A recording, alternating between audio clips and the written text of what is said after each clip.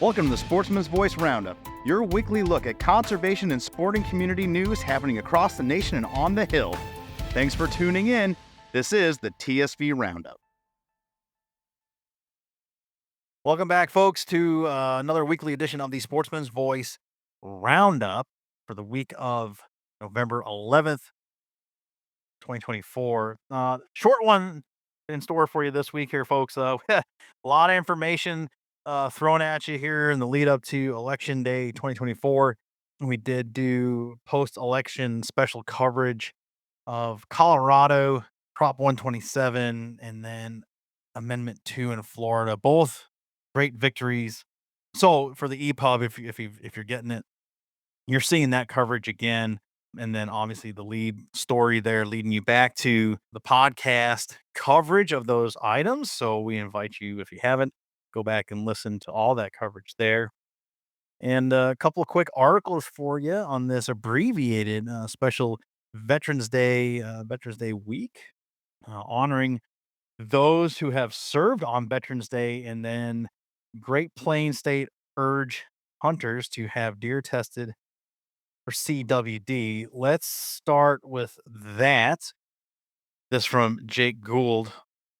With the deer hunting in full swing across the Great Plains, states like Iowa, Nebraska, and North Dakota are urging deer hunters to have their deer tested for CWD, occurring in deer, elk, caribou, and moose. CWD is always fatal degenerative neurological disease.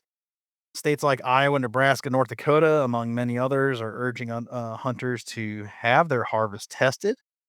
These states are offering hunters the chance to bring their harvested deer into game and fish offices or special deer checkpoints to have their animal tested for CWD.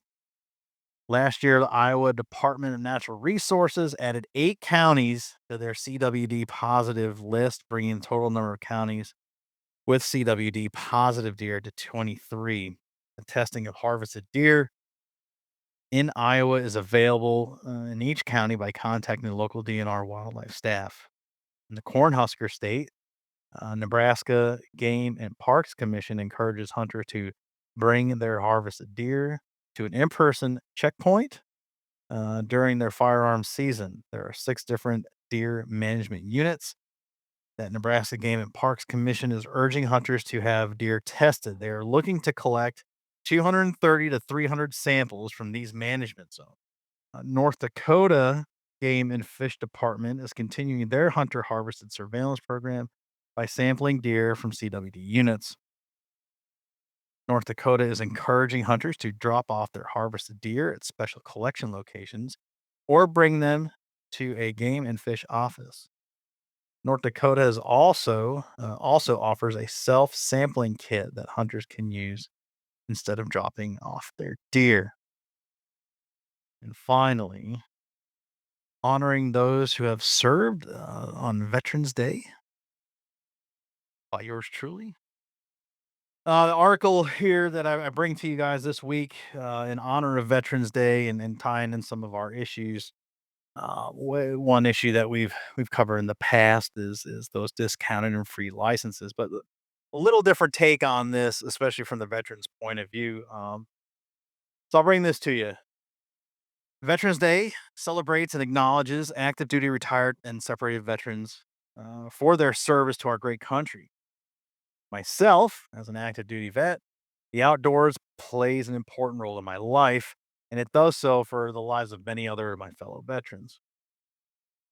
One way state legislatures and agencies show their appreciation to our veterans' service and sacrifice is through special hunting and fishing opportunities and discounted fees as a means of maintaining hunter numbers, as well as a reward to them for their service to their country and commitment to conservation. While noble in their efforts, states should be cautioned to work with their respective state and fish wildlife agency when considering such legislation, as license revenue is a key component of state agencies' yearly operating budget. 34 states offer discounted hunting and fishing license fees to active duty military and or veteran residents, while 23 offer free licenses to at least one of these populations. When state when a state offers free license, it affects the eligibility of receiving matching funds through the American System of Conservation Funding, In order to report hunter angler as a certified license holder, the state must receive a net revenue of at least $2 for a said license. Those of us who have served and earned the title of armed service veteran carry such distinction with humble and quiet pride. Most of us are uncomfortable with public acknowledgments, special, deals and sales, or when someone even comes up and says, "Thank you for your service." It doesn't come from a lack of appreciation. Rather, we're just doing our jobs. We didn't raise our hand and swear an oath for a free bloomin' onion or preferred parking spaces, all of which are very nice and thoughtful. Well, we stepped up for a higher calling and an opportunity to give back, acknowledging these private insecurities that a lot of the veteran community really feels. Free and discounted hunting license and fishing licenses are a wonderful gesture that veterans can quietly enjoy and facilitate their connection to the outdoors that offers reprieve, therapeutic benefits, and much more. I think the mission first mindset of my fellow brothers and sisters in arms would be understanding that such licenses that take away from supporting the mission delivery of our state agencies to conservation and our outdoor pursuits is problematic and would advocate for a solution. I go on to cite a couple examples here locally in New Hampshire and then some non resident opportunities for Maine and Vermont residents as neighboring states.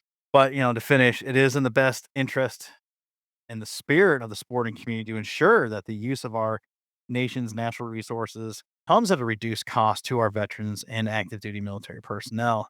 Sportsman's community has a long tradition of finding ways to honor those who have served our nation through the great outdoors. Legislators are encouraged to explore their state's regulations and support legislation that makes participation in the sporting activities more accessible. However, license revenue is a key component of fishing game management, as we've talked about, so there needs to be a fix and solve for that. Again, great idea. The spirit, the acknowledgement is fantastic.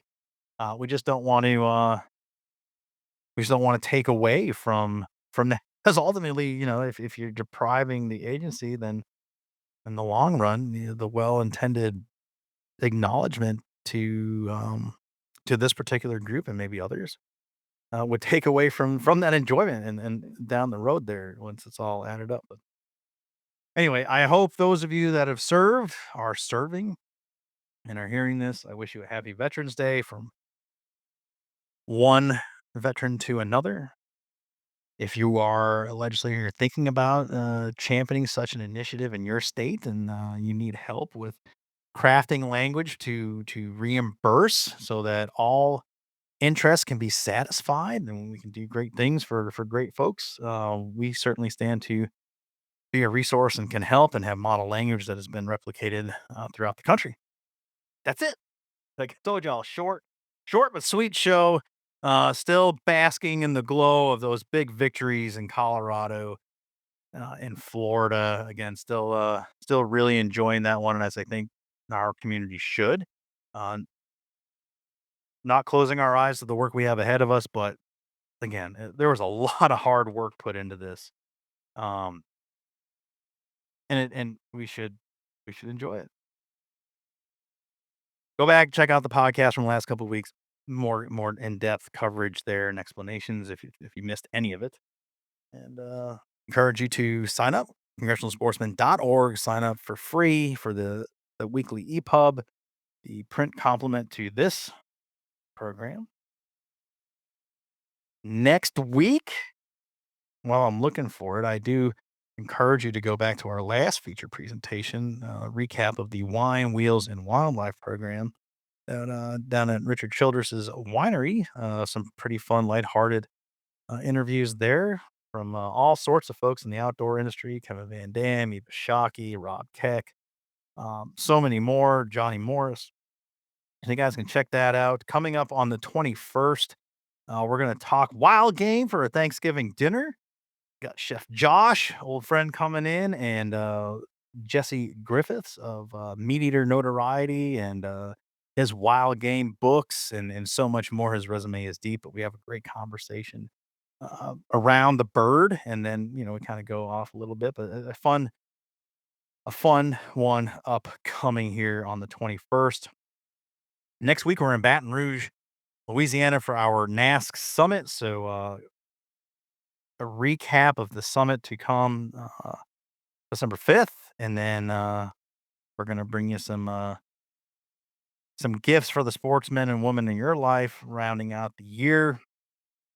So, tune in for the feature presentation next week.